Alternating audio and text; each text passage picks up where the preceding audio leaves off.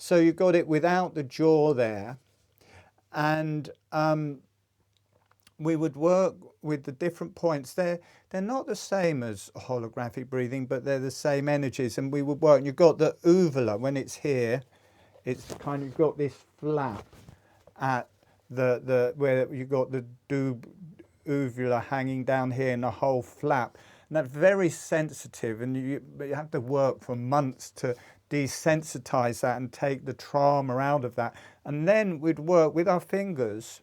We'd go in the mouth, and then we'd work down the back of the pterygoid plates here. So you're inside someone's mouth, you go up under the back, and then you work right up onto the cranial base, and we'd release all of these foramini on the cranial base, which related to different channels. And I guess that will be really frowned upon by some people.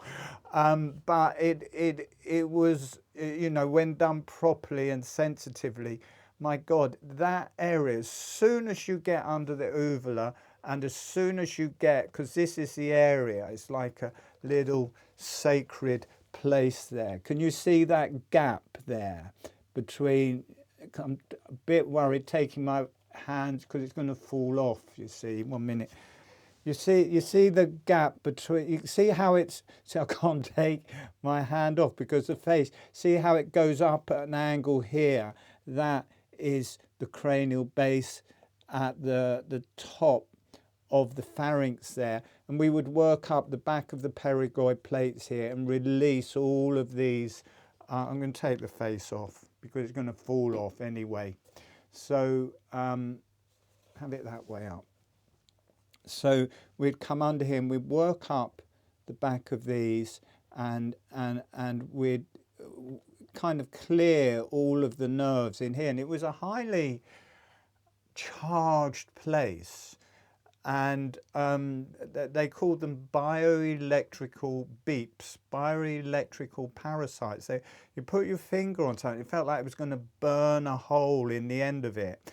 And we'd release these and it would just work through the whole system. It was incredibly powerful. Now, we're not going to do that tonight.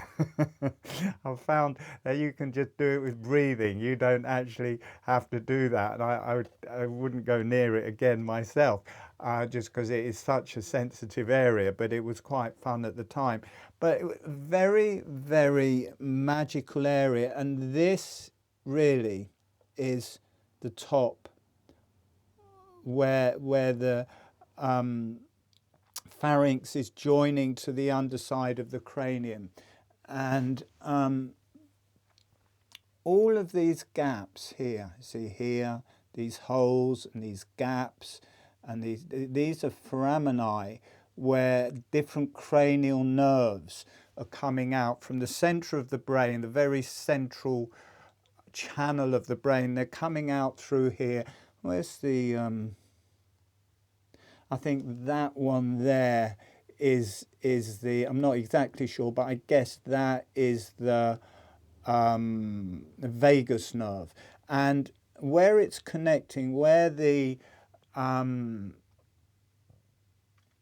pharynx is connecting to the underside is around here.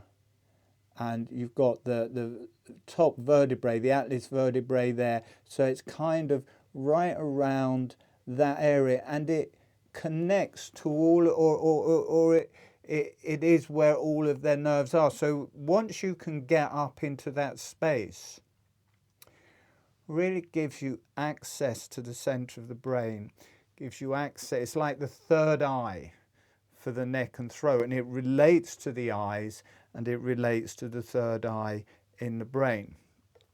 And so we're going to work with that today.